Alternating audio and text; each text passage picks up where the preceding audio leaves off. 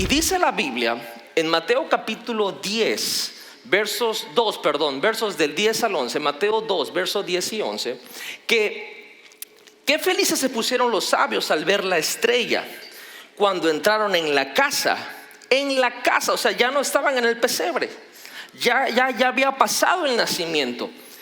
Y dice que vieron al niño con María, su madre, y se arrodillaron para adorarlo. Abrieron los cofres que llevaban y le regalaron al niño oro, incienso y mirra. Quizá la actitud de ese niño Jesús no era digna de arrodillarse y adorarlo. Quizá el niño a lo mejor estaba corriendo, estaba jugando de alguna manera, pero estos sabios entendieron que era el Salvador del mundo. Entendieron que era el Mesías y le ofrecieron sus presentes: el oro, el incienso y la mirra. El jueves comencé esta colección de enseñanzas y les hablé acerca de quién es Jesús, el incienso. Y el incienso tiene que ver con un uso sacerdotal y que Jesús es nuestro sumo sacerdote. Jesús es el que nos viste de su justicia y el que no nos ve de lejos con lástima, sino que entiende todo lo que hemos pasado en nuestra vida, y Él es el que nos conecta con nuestro Padre Celestial. Ahora, hoy quiero hablarles de Jesús, la mirra. Y le doy gracias a Dios por toda la gente que no solamente en Navidad, sino la verdad a veces sin uno esperarlo, nos hacen regalos a mi esposa, a mí, a mis hijos. Y hay gente que de verdad yo no sé de por qué razón, y estoy muy agradecido. Nos regalan cosas que nos regalan, que si café me regalan a cada rato, que le agradezco mucho a la gente. Hay 2, 3 personas que no sé, siento que se pasan de la forma tan maravillosa que nos tienen a mi familia, y nos regalan que si tenis, que si ropa, que si y es maravilloso. Pero a lo largo de todo este tiempo sirviéndole a Dios, le cuento, nos han hecho regalos bien raros, muy raros. ¿Me da chance de contarle los top 3 de los regalos más raros que me han dado? Que para que sepa el chisme, todo es por la comunicación, ¿ok? Una vez me regalaron una corbata con estrella diabólica, con la cabra esa del diablo que decía 666. Y cuando me la regalaron, yo digo, órale. Y me dice, sí, pastor, es para cuando usted ore, agarre esa corbata y pisotee al diablo que está bajo la planta de sus pies. Fue un regalo muy extraño, muy bizarro, pero bueno, yo hice el acto profético y está bien, gloria a Dios, buenísimo. Recuerdo también que en una ocasión una persona, me gusta mucho leer, y una persona llegó y me dijo, pastor, como sé que le gusta leer, le regalo este libro buenísimo, de verdad léalo. Y dije, ay, buenísimo, y lo abro, estaba en mandarín. O sea, en chino mandarín, ahí lo tengo todavía. Hasta el día de hoy no lo he podido leer. Me dijeron que está buenísimo, pero yo me imagino, pero no lo he podido leer. Y no he conocido todavía a alguien que hable chino mandarín que me lo pueda traducir. Pero el regalo más raro que me han hecho, ay Dios mío, hasta me da cosa contarlo. Fue hace tiempo que, o sea, yo quiero entender, y bendito Dios a toda la gente que a lo mejor antes estaba atada a un vicio, no sé, al alcohol, a las drogas, al cigarro, y el Señor lo hizo libre. ¿Cuántos han sido libres de algo así? Y un joven llegó, tocó la puerta de allá de su casa hace muchos años. Me dijo, pastor, quiero regalarle esto. Era una maletita negra. Y dije, qué bonita maleta, pero sonaba clink, clink, clink, clink, clink, clink.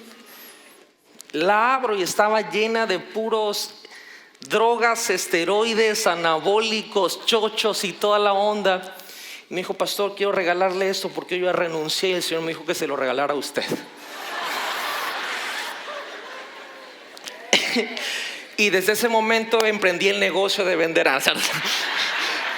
pero fue un regalo raro. O sea, obviamente todo eso lo boté a la basura, pero le expliqué, oye, mira, pues mira, estos son sustancias prohibidas, o sea, que usan la gente que hace ejercicio y que hace daño y toda la onda. Pero fueron regalos raros, fueron regalos un poquito fuera de lo común, de lo normal. Sin embargo, estos sabios, cuando vinieron delante de Jesús, ellos les presentaron el oro, el incienso y la mirra. Y hoy, enfocándonos en la mirra, tenemos que entender que en aquel entonces pues no estaban desarrollada la medicina como el día de hoy. Y la mirra era un objeto costoso, muy costoso, costaba muchísimo dinero y tenía también ciertas propiedades que pues bueno, eran pertinentes para el uso de un niño.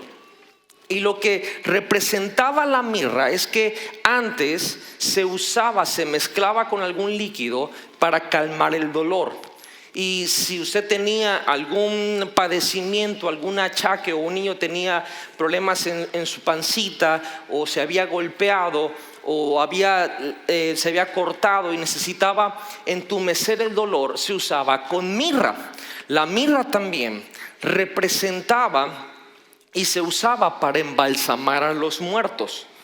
Cada vez que se preparaban los cadáveres antes, se le ponía mirra, y eso pues era un preparativo para la sepultura.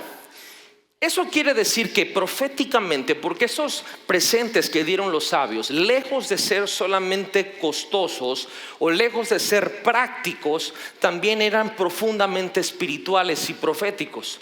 Y la mirra representa cómo Jesús, el siervo, el servidor, sufrió y fue puesto como un cordero inmolado. La mirra representa Jesús, el siervo, Jesús, el servidor, el cual dio su vida por nosotros, el cual murió por nosotros y sufrió. Ahora, ¿cuántos de alguna manera están agradecidos que Jesús tomó nuestro lugar? Ahora, yo quiero preguntar, ¿cuántos fanáticos del fútbol hay aquí? Oh my God, esta iglesia es tan santa que ni el fútbol ve. A ver, ¿cuánta gente le gusta el fútbol? Ok, ahora imagínense que yo pudiera predecir cuáles son los equipos que van a llegar a la próxima final del fútbol mexicano. Obviamente es muy fácil decir el Cruz Azul no, pero un saludo a todos los fans del Cruz Azul, eso es con mucho cariño. Pero imagínense, sería fabuloso, sería sorprendente. Ahora, solo imagínense que de aquí a 700 años el fútbol siguiera en el auge como deporte, y hoy yo pudiera predecir los últimos equipos que llegaran a la final, y no solamente eso, sino que pudiera predecir el marcador final de ese partido. Eso sería sorprendente, ¿verdad? Y muchos quisieran ser ya hasta amigos míos para apostar. Bueno, Isaías hizo lo mismo con Jesús. Isaías, 700 años antes que naciera ese niño, él predijo exactamente, con lujo de detalles, el sufrimiento que iba a llevar el Mesías. Él dijo con santo y seña, como decimos acá en México, qué iba a pasar, qué le iba a pasar y cómo lo iba a pasar. Estaba puesto los detalles de cada una de sus torturas, cada uno de los golpes, cada uno de los padecimientos que iba a llevar. Y ahorita vamos a entrar en eso en unos momentos. Pero antes de explicar cuál fue el sufrimiento de Jesús, que de alguna manera le pido al Señor que eso nos dé la perspectiva de entender el amor tan profundo que Él tiene por nosotros, Isaías se refirió a nosotros también. Y él dijo de la siguiente manera cuál era nuestro problema. Dile al que está al lado, te van a decir cuál es nuestro problema. En Isaías 53, verso 6, que igual tengo que recalcar que Isaías 53 es uno de mis capítulos favoritos de la Biblia. Me encanta este capítulo, es una no sé, a mí me gusta mucho, toca mucho en mi corazón el leer y repasar este capítulo de la Biblia. En Isaías 53:6 dice la Biblia: todos andábamos perdidos. ¿Cómo andábamos? Perdidos. ¿Alguien puede confirmar eso? ¿Sí andábamos perdidos? Sí. ¿Cuántos andaban perdidos? Sí. El que no levanta la mano ya está perdida. Como suelen andar las ovejas, cada uno hacía lo que bien le parecía, pero Dios hizo recaer en su fiel servidor el castigo que nosotros merecíamos. Ok, aquí Isaías está diciendo: éramos como ovejas. O sea, andábamos por donde queríamos, hacíamos lo que bien nos parecía, y quizá uno dice: ay, qué bonito, qué lindo, somos como ovejitas, ve, qué bonito. No, quiero decirle, eso no fue un cumplido.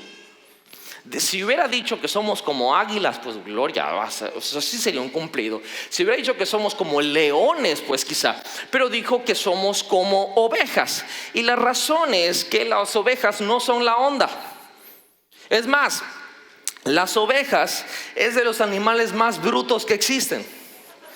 Sí, las ovejas son burrísimas. O sea, digo, está mal comparar una oveja con un burro, pero bueno, las ovejas son tontas.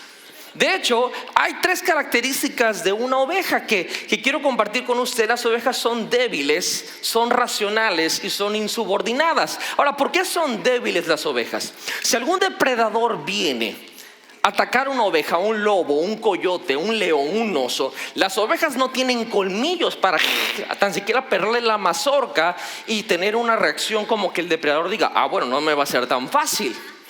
Las ovejas no tienen púas para disparar como algunos animales tienen. Las ovejas no tienen una lengua venenosa o unas glándulas que disparen algo para defenderse. No, las ovejas son débiles. Las ovejas, o sea, están ahí y se las van a comer y hacen O sea, es el símbolo de la delicadeza combinado con estupidez. Son débiles, son débiles. Y Isaías dice: nosotros éramos como ovejas. Éramos como ovejas. Las ovejas no solamente son débiles, sino que las ovejas también no son racionales. Quiere decir que como que no piensan muy bien. O sea, las ovejas son tan torpes que o sea, si viene un depredador a comérselas, o sea, no es de que salen corriendo y a lo mejor o no hacen una estrategia y en lenguaje ovejero le dicen: ve, tú te vas por allá, yo me voy por acá, y que uno viva. No, se ponen ahí y le dicen al depredador: escoge. O sea, no son racionales. De hecho, usted puede investigar esto. En el 2005, en Turquía, 1,500 ovejas se tiraron todas de un barranco.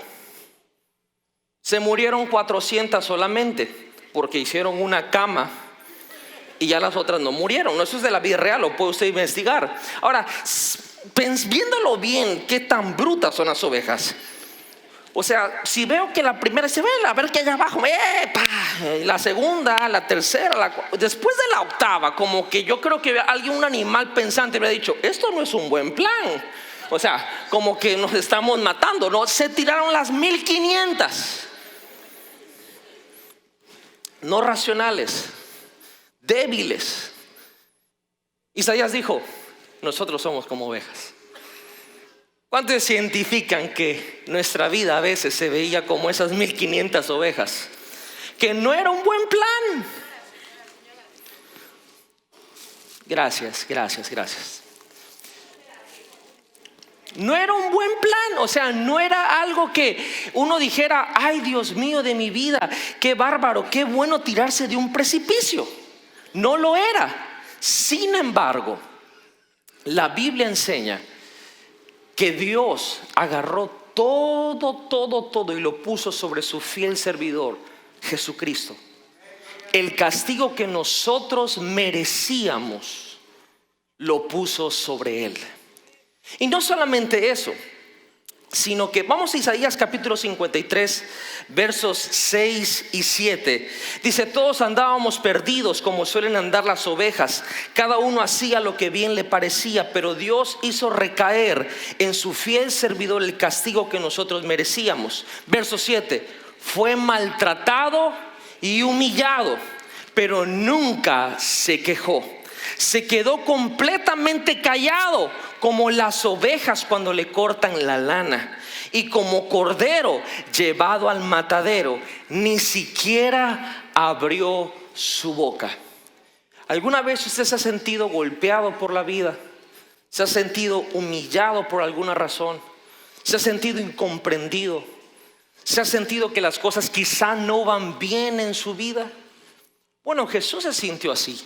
Jesús estuvo así. Y si leemos desde el verso 3, dice lo siguiente: todos lo despreciaban y rechazaban. Fue un hombre que sufrió el dolor y experimentó mucho sufrimiento. Todos evitábamos mirarlo, lo despreciábamos y no lo tuvimos en cuenta. A pesar de todo esto, Él cargó con nuestras enfermedades y soportó nuestros dolores. Nosotros pensamos que Dios lo había herido y humillado, pero Él fue herido por nuestras rebeliones, fue golpeado por nuestras maldades. Él sufrió en nuestro lugar. Wow, eso está tremendo. Él sufrió en nuestro lugar, y gracias a sus heridas recibimos la paz y fuimos sanados. Parece ser que el evento del nacimiento de Jesús, su muerte y su resurrección, es más que solamente algo histórico. ¿Será que podemos formularnos esta pregunta? ¿Qué significa que ese niño ha nacido? ¿Qué significa que ese niño creció y murió por mí? Y no se quedó en el sepulcro, sino que resucitó. Iglesia, yo sé que quizá ahorita estamos en unos días donde está terminando el año, quizá estamos pasando un poco más de tiempo con la familia, quizá está un poco más relajado, quizá hay personas que no, pero de alguna manera estamos en esta época navideña. Pero yo quiero decirle y apelar a su corazón: cuando entendemos la magnitud de su sufrimiento, cuando entendemos la razón por la cual hizo lo que hizo y pasó lo que pasó, la profundidad de su amor, no podemos decir casualmente: yo sigo a Jesús. No podemos decir ligeramente: yo soy cristiano, oro por los alimentos, voy a la iglesia, yo voy el domingo y me siento y cómodamente. No. Cuando podemos ver lo que Él hizo por nosotros, uno realmente en su corazón, en su mente, en su ser interior, entendemos de manera completa por qué nosotros le hemos rendido nuestra vida a Jesucristo. La mirra, aquel siervo que sufrió por mí, aquel que tomó mi lugar, que se ofreció por mí. Y cuando le vimos así, hablando de la raza humana, aún pensamos que era Dios el que lo estaba castigando, sin entender que Él voluntariamente estaba llevando la carga de nuestro pecado, de nuestra maldad, de nuestra rebelión. Jesucristo se ofreció por medio de la cruz en favor de nosotros, en nuestro lugar. Y de alguna manera, no soy doctor, no soy médico, pero quiero mencionarle tantito qué fue o cómo fue que Jesús sufrió. Verá, cuando Jesús sabía que venía su hora, venía su momento, Él fue a Getsemaní a orar, porque sabía que se avecinaba cosas difíciles para Él, en su cuerpo, en su alma, en su mente, en su corazón. Y en esos momentos tan difíciles de Él como persona, le pidió apoyo a sus amigos. Le dijo: oren, velen, ayúdenme. Sus grandes amigos, los discípulos, se quedaron dormidos. ¿Alguna vez le ha pedido ayuda a alguien y usted confía que lo van a ayudar y cuando va a checar resulta que ni siquiera lo pelaron? Jesús pasó por ahí. Jesús pasó por eso. Y la Biblia dice que Jesús en el huerto, los evangelios nos enseñan que Él estaba orando. Y la Biblia dice que sus gotas de sudor eran como gotas de sangre. Esto no es un idioma poético. Esto no es una comparación platónica. Eso es una condición médica llamada hermatidrosis, que es cuando de alguna manera los vasos capilares estallan y las glándulas sudoríficas que tenemos en el cuerpo se combinan con sangre. Esto solo pasa con una severa tensión psicológica, una ansiedad y un estrés puesto muy grande. No sé, quizá pueda pasar, pero yo no conozco una persona que haya estado a este nivel de estrés. Yo personalmente no la conozco, que haya sudado sangre. Y eso es posible, es una condición médica. No es que qué bárbaro sale la sangre roja. El sudor se combina con sangre por el estrés, por la ansiedad. Usted sabe, se imagina que le dicen: te vas a morir ahorita en 2 horas, y te sacan escrito todo lo que te van a hacer. Tú ya sabes lo que te van a hacer. Como humano, créeme, yo creo que nos estresaríamos mucho. Saber que nos van a deformar a golpes.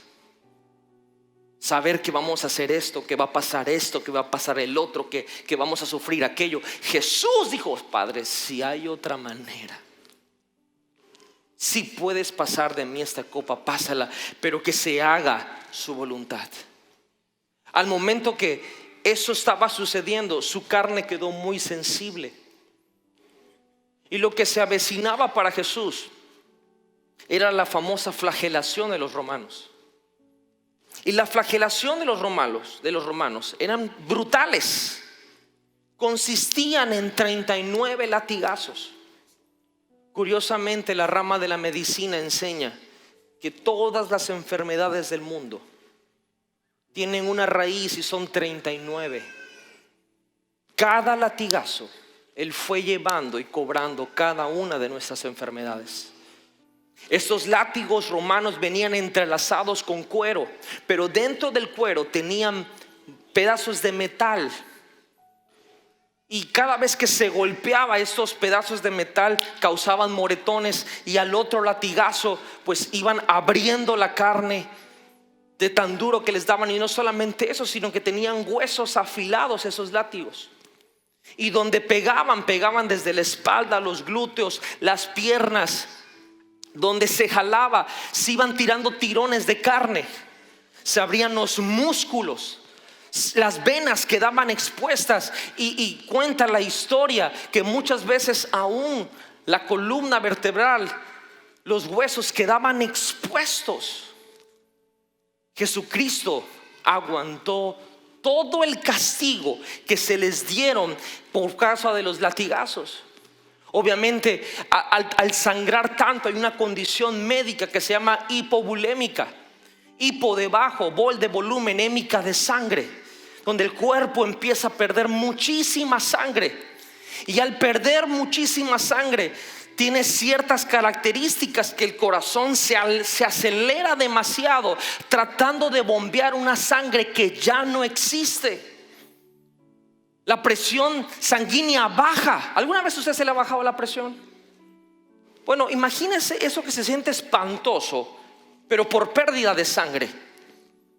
Los riñones paran de generar orina para poder compensar la pérdida de líquido que el cuerpo ha tenido por tanta sangre que perdió. Y cuarto, la condición hipovolémica los lleva a tener sed. porque hemos perdido tanto líquido en nuestro cuerpo que el cuerpo pide sed. Y es ahí donde la Biblia decía, Isaías dijo que le iba a dar sed, y le ofrecieron mirra. Gente que lo quería, dijeron: wow, lo están descuartizando, toma esto para entumecer el dolor, para que no sufras tanto. Jesús lo rechazó porque él sabía que él era la mirra. Y todos sabemos que tomó vinagre. En esa condición Jesucristo fue camino al Calvario, caminando por kilómetros de kilómetros, llevando ese madero en su cuerpo, en su espalda, tomando la cruz. Y en ese camino al Calvario llegó el momento de la crucifixión. La muerte de Jesús, lo peor estaba por delante. No fue una crucifixión común.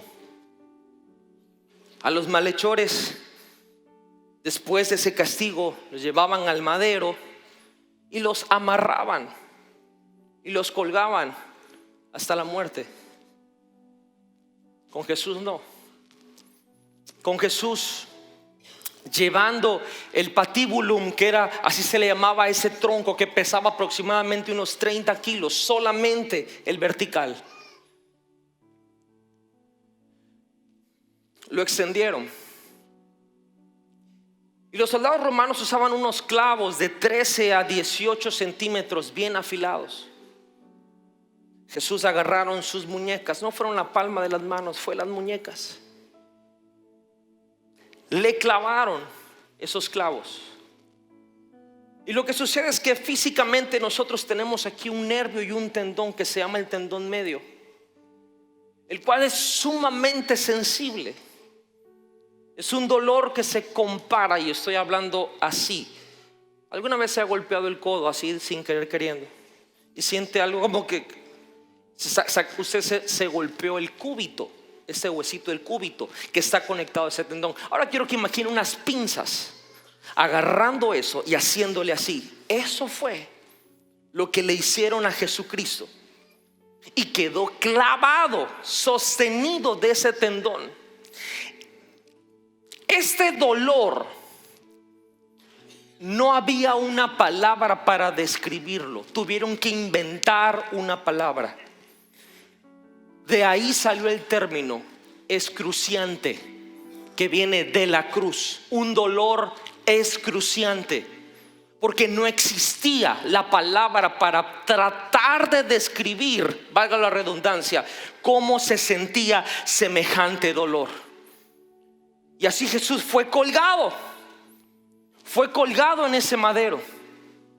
Y quiero decirles que para que eso pasara, al ponerlo en el palo horizontal, tuvieron que dislocar sus hombros.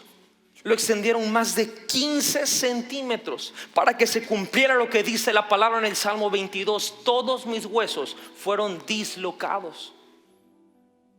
Al estar colgado Jesús en la cruz, al estar ahí por ese lugar colgado, no quedaba otra cosa que la asfixia, porque al momento de clavarle los pies, que fue un dolor igual que lo que pasó por acá, quedaba en una posición el pecho para solamente inhalar, no se podía exhalar. Y de alguna manera, al momento de quedar así, tendríamos que estar ahí para entender la desesperación, para jalar aire, pero para expulsarlo tenía que bajar, poniendo su espalda toda la tensión para poder respirar. Y al bajar, ese clavo que le atravesó los pies se iba desgarrando y desgarrando y desgarrando y desgarrando. Jesús estuvo en esa posición por 3 horas, aguantando, orquestando su muerte, viendo que todo lo que el profeta Isaías había profetizado se cumpliese al pie de la letra, que todo lo que se había dicho de él, que todo lo que estaba escrito pasara, que no se quedara nada sin cumplir. La asfixia fue inminente. No soportaba el cuerpo estar en esa posición. Y es por eso que a medida que fue pasando las horas, los minutos, Jesús tuvo una condición que se llama acidosis respiratoria. Y eso es cuando el dióxido de carbono ya está tanto en la sangre que la sangre se hace ácida, tan ácida que el ritmo cardíaco ya se hace muy irregular. Yo casi le puedo, no casi le aseguro, porque Jesús, yo le estaba preguntando a mi esposa, le decía a mi esposa, yo cuando llegue al cielo, una de las cosas, solo por chisme, le quiero preguntar a Jesús del entrenamiento físico. Porque ese tipo todos los días caminaba, todos los días iba a una aldea, todos los días. ¿Y por qué se entrenaba tanto? ¿Por qué? Porque si podía tener la habilidad de que lo llevaran, ¿por qué lo hacía? Yo solamente puedo pensar que era para ese momento, porque él sabía lo que estaba escrito. Sabía que de alguna manera se iba a tener que asfixiar y tenía que saber el momento exacto en el que iba a morir. Y él conocía su ritmo cardíaco. Yo tengo unos meses que comencé a correr. No me gustaba correr, ahora me gusta muchísimo. Y aprendí a escuchar mi ritmo cardíaco. Sé cuándo tengo que acelerar, sé cuándo tengo que parar. La acidosis te lleva a un ritmo irregular. Y yo estoy seguro que Jesús dijo, ya voy a morir, por sus propios latidos. Y fue cuando él dijo, consumado es. Ya mi cuerpo no da más. Todo se ha cumplido. Y entregó su espíritu. Este Jesús en la cruz murió de un paro cardíaco, por la asfixia, por la presión tan horrible que ese cuerpo, ese estrés físico que estuvo expuesto. Por supuesto, al perder tanta sangre, el cuerpo, la membrana que está alrededor del corazón, hizo una efusión pericardíaca y también de los pulmones. Los soldados romanos acostumbraban que le quebraban las rodillas a ellos que estaban crucificados para que murieran más rápido. Pero Jesús no lo hicieron, porque la Biblia decía que ninguno de sus huesos se iba a fracturar. Por eso aguantó lo que aguantó. Y esa efusión pericardíaca, esa acción de pulmonar, que esa membrana solamente acumuló el líquido que le quedaba al cuerpo, ya que nuestra composición está la mayor parte de agua.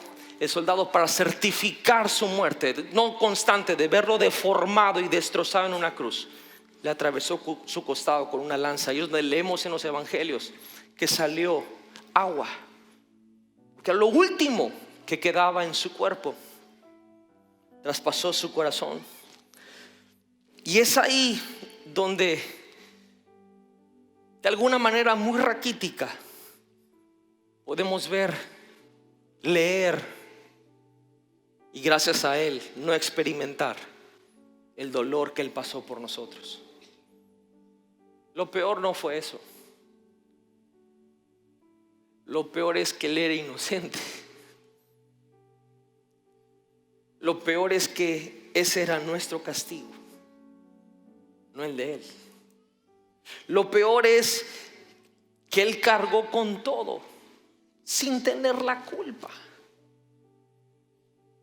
Él lo hizo por amor. Él lo hizo porque dijo, yo no voy a permitir, gracias, yo no voy a permitir que mis hijos,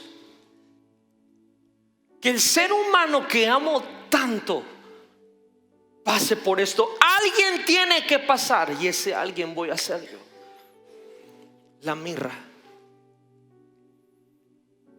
Cuando le ofrecieron estos sabios oro, incienso, mirra, estaban diciendo, oh Mesías, Salvador del mundo, para salvarlo vas a tener que morir. Te entregamos de una vez el símbolo de tu sepultura. 700 años antes Isaías lo profetiza. Verso 8 del capítulo 53 dice, después de tanto sufrimiento comprenderá el valor de obedecer a Dios. El fiel servidor, aunque inocente, fue considerado un criminal, pues cargó con los pecados de muchos para que ellos fueran perdonados. Eso somos usted y yo. Él dio su vida por los demás. Por eso Dios lo premiará con poder y con honor. Cuando lo arrestaron, no lo trataron con justicia. Nadie lo defendió ni se preocupó por él. Y al final, por culpa de nuestros pecados, le quitaron la vida. El fiel servidor de Dios murió entre criminales y fue enterrado con los malvados, aunque nunca cometió ningún crimen ni jamás engañó a nadie. Dios quiso humillarlo y hacerlo sufrir, y el fiel servidor ofreció su vida como sacrificio por nosotros. Por eso Él tendrá una vida muy larga, llegará a ver a sus descendientes y hará todo lo que Dios desea.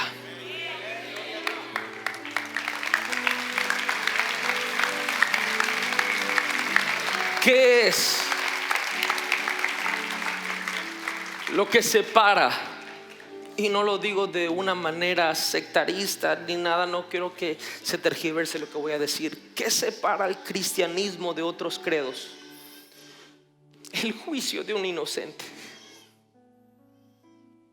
¿Qué nos separa de los demás? Y no porque queramos estar separados, sino el concepto que quiero proponer es: ¿por qué Jesús? ¿Por qué seguirlo a Él? Porque Él es la mirra. Él es el que se ofreció en nuestro lugar. Él es el que decidió cargar con todo el juicio, con todo el peso de nuestra maldad. Sí, la maldad que cometimos ayer, la maldad y el pecado que hicimos hoy en la mañana, la maldad y el pecado que está pasando por nuestra mente en este momento. Él decidió cargar con eso. Cuando visualizamos esto, una vez más, no podemos ser casuales con Jesús. Si lo tuviéramos en carne y hueso, ¿cómo le agradecerías que Él tomó tu lugar? ¿Cómo le agradeceríamos que éramos nosotros los que nos merecíamos eso? Por eso seguir a Jesús no es algo suave, no es algo ni siquiera fácil. Lucas 9:22 dice lo siguiente: Jesús también le dijo a sus discípulos: yo, el Hijo del Hombre, voy a sufrir mucho. Los líderes del país, los sacerdotes principales y los maestros de la ley me rechazarán y me matarán, pero 3 días después resucitaré. Después Jesús les dijo a todos los que estaban allí: si alguno quiere ser mi discípulo, tiene que olvidarse de hacer lo que quiera. Tiene que estar siempre dispuesto a morir y hacer lo que yo mando. Si alguno piensa que su vida es más importante para seguirme, entonces la perderá para siempre. Pero el que prefiera seguirme y elija morir por mí, ese se salvará. De nada sirve que una persona sea dueña de todo el mundo si al final se destruye a sí misma y se pierde para siempre. ¿Quién es Jesús? Jesús es la mirra que tomó mi lugar. Por eso el evangelio, la palabra evangelio significa buenas noticias. ¿Sabe? A veces pensamos que buenas noticias es: te voy a sanar, te voy a prosperar, voy a regresar a tus hijos en casa, vas a perder peso. Pensamos que esas son las buenas noticias. Le voy a decir cuál es la mejor noticia de todas: merecíamos morir. Así. Y Él tomó nuestro lugar. Y eso es más que suficiente para seguirlo. Yo no estoy diciendo que Jesús no nos sana. Creemos en un Dios sanador. Yo no estoy diciendo que Jesús no nos prospera. Creemos en un Dios que prospera. Yo no estoy diciendo que Jesús no trae a sus hijos a casa. Dios es un Dios que ama a la familia. Estoy diciendo que la buena noticia es que estamos vivos. Gracias a Él. La buena noticia es que no deberíamos estar respirando. La buena noticia es que no nos merecíamos tener vida, pero Él murió para que tuviéramos vida. Jesús, la mirra.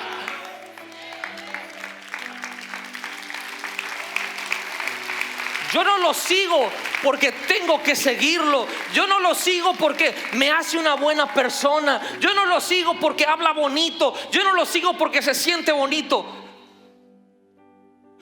Lo sigo porque Él tomó mi lugar.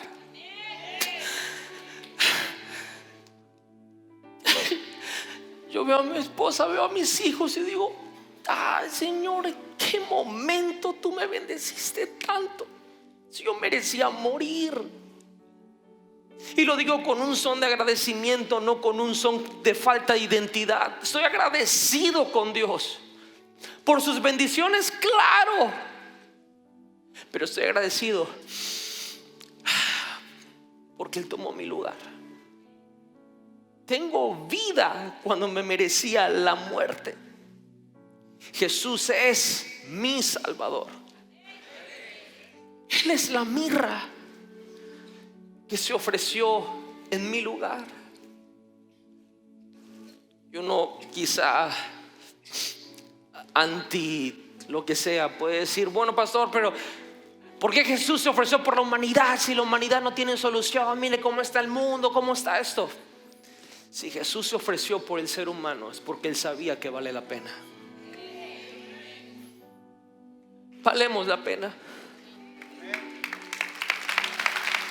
Valemos la pena.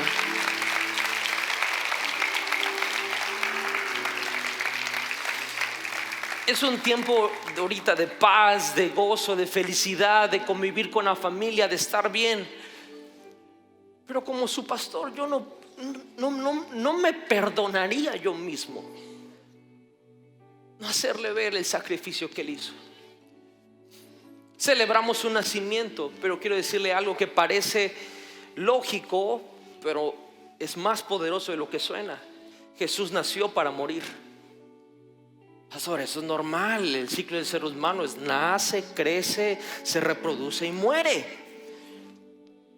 Pero Jesús nació porque tenía que morir para darnos vida.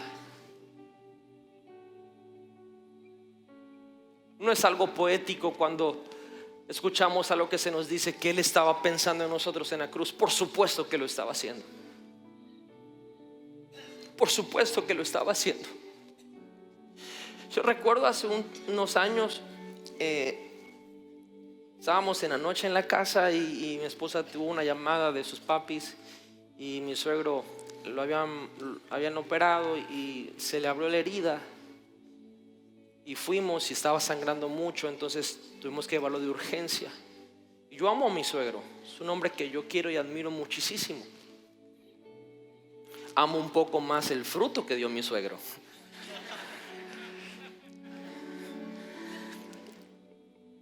Y no había otra, la ambulancia no llegaba. Y es un edificio de 5 pisos. Yo dije: no, aquí se me va a morir mi viejito. Entonces lo cargué.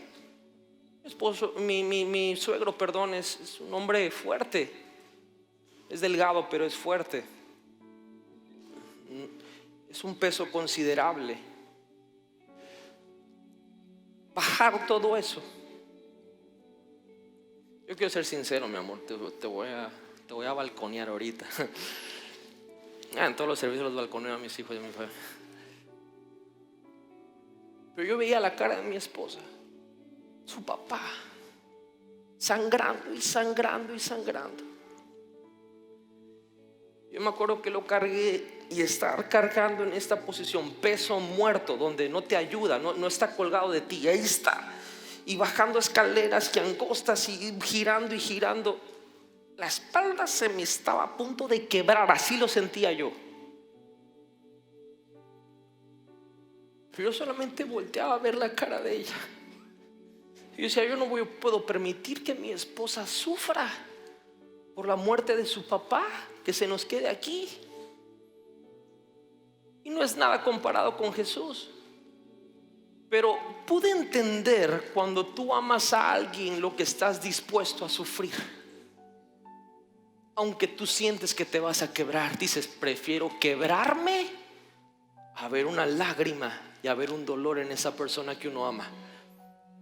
Imagínense que Jesús vio que nuestro destino era muerte eterna, muerte total en todos los sentidos.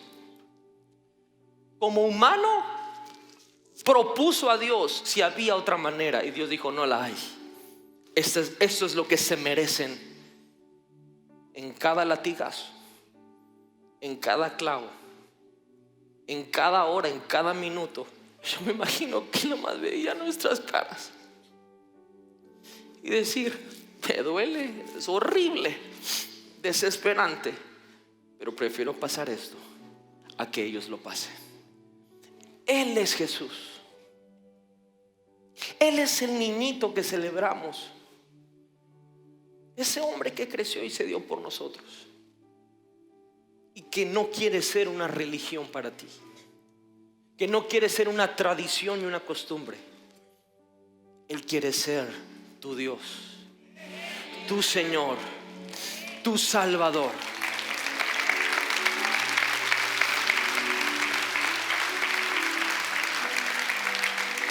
Y en esta mañana, si usted puede cerrar sus ojitos, solo por reverencia, quiero hacer un llamado a toda la gente que